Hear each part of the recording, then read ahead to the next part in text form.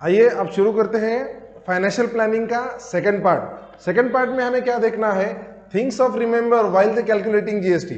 अब हम जब जीएसटी कैलकुलेट करेंगे तो जीएसटी का बाइफर्केशन होगा, सीजीएसटी होगा, एसजीएसटी होगा, यूटीजीएसटी होगा, आईजीएसटी होगा। तो इसके बारे में कुछ हम इंफॉर्मेशन देखते हैं with the helping this points. Rate of GST the rate of the various community to the commodity and services as per the present rates it divides into a 5 slab। अब जीएसटी 5 स्लैब में हमें यहाँ पे divide हो चुका है। कौन कौन से स्लैब है, अगर हम स्लैब के बारे में जानकारी ले लेंगे तो हमें 5 स्लैब में जीएसटी हुआ है। अंडर 20 लाख के जितने भी बिजनेसमैन है तो उनको जीएसटी पे करने की जरूरत नहीं, लेकिन उनको जीएसटी रिटर्न फाइल करना पड़ेगा। As per the GST rules उनको जीएसटी रिटर्न फाइल करना होगा। जीएसटी की अमाउंट या फिर जीएसटी का ट्रांजैक्शन पे करने की जरूरत नहीं है, उनके लिए सिर्फ 0% का हमें क्या होगा, स्लैब होगा। उसके बाद जैसे पिछले वीडियो में हमने देखा था कि 5% किसके लिए है, 12% किसके लिए, 18% किसके लिए और 28। तो ये 5 स्लैब है जीएसटी के।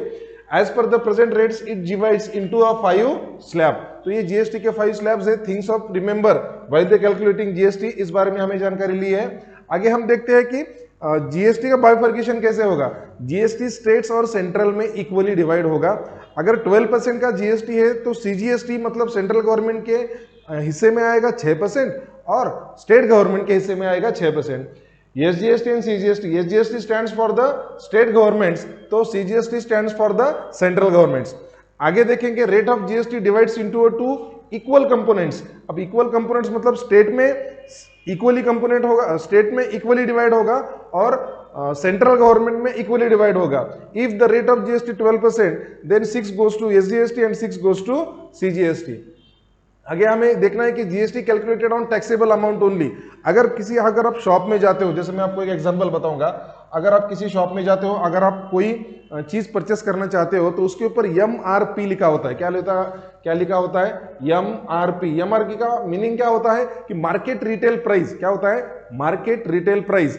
अगर वो प्राइस अगर 10,200 रुपीज की एक मोबाइल फोन है, 10,200 रुपीज, और कस्टमर ने रिक्वेस्ट की है शॉपकीपर से कि मुझे कुछ डिस्काउंट चाहिए, तो अगर शॉपकीपर ने उसको 200 रुपीज डिस्काउंट दे दिया तो 10,200 और डिस्काउंटेड प्राइस है आपकी 200, तो आपका परचेस अमाउंट रहेगी आपकी 10,000, परचेस अमाउंट रहेगी 10,000। लेकिन जब उसका बिल बनेगा तब जो कंज्यूमर है वो आपको एमआरपी के ऊपर 10,200 माइनस 200 और टैक्सेबल अमाउंट आपकी यहां से शुरू होगी 10,000। तो 10,000 के ऊपर मोबाइल फोन्स के ऊपर 12% जीएसटी है। मोबाइल फोन के ऊपर अभी जो टेक्स्ट बुक में हमें एग्जांपल दिया गया है, जो सिलेबस दिया गया है उसके हिसाब से, लेकिन अभी इस सिचुएशन में 2025 में मोबाइल के ऊपर 18% जीएसटी है।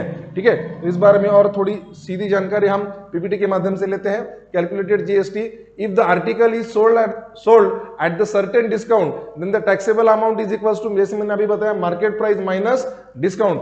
अब डिस्काउंट मतलब क्या होता है, discount, rate of discount into a market price. अब जैसे हमें इनवॉइस बनाना है, invoice value, bill of the including GST call the invoice value.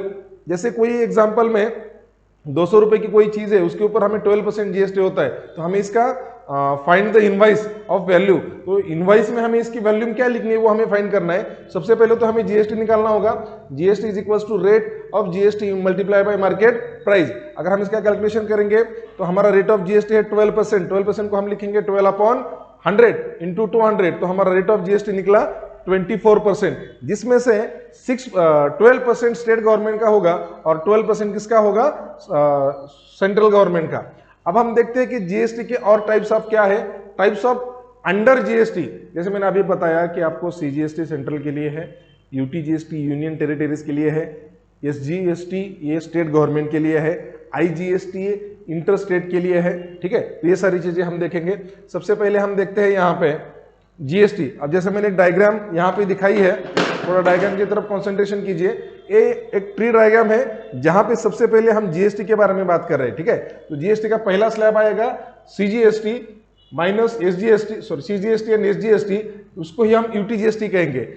बहुत सारे स्टेट्स ऐसे हैं जहां पे एसजीएसटी लगेगा, मतलब स्टेट, लेकिन कुछ यूनियन टेरिटरीज है जैसे कि अंडमान निकोबार है, लक्षद्वीप है, तो ये यूनियन टेरिटरीज है, तो वहां पे एसजीएसटी की वजह से एसजीएसटी को हटा के वहां पे यूटीजीएसटी होगा। तो वहां पे दो शेयर्स हो गए, एक सेंट्रल गवर्नमेंट का और दूसरा यूटीजीएसटी का।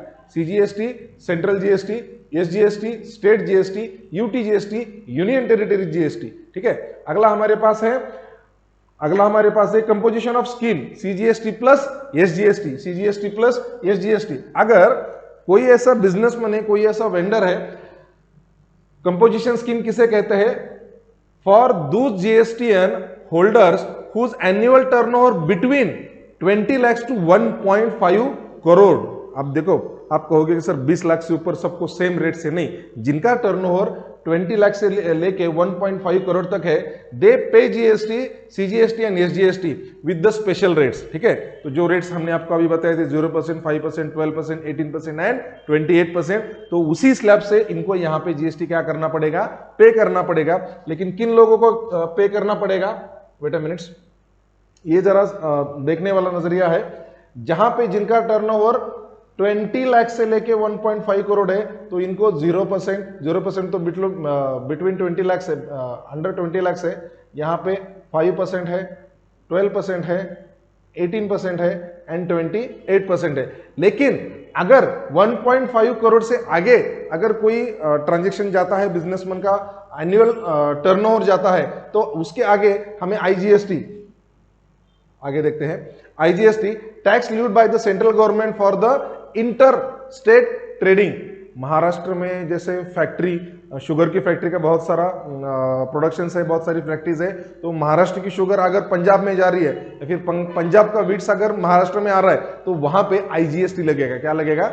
आईजीएसटी लगेगा, इंटर ट्रेडिंग टैक्स उसे कहते हैं। ठीक है, तो ये सारी इंफॉर्मेशन थी पार्ट 2 में सीजीएसटी आईजीएसटी के। तो अब हम अगले वीडियो में पार्ट 3 में हम directly practice set 4.1 with the helping of problem set शुरू करेंगे। धन्यवाद।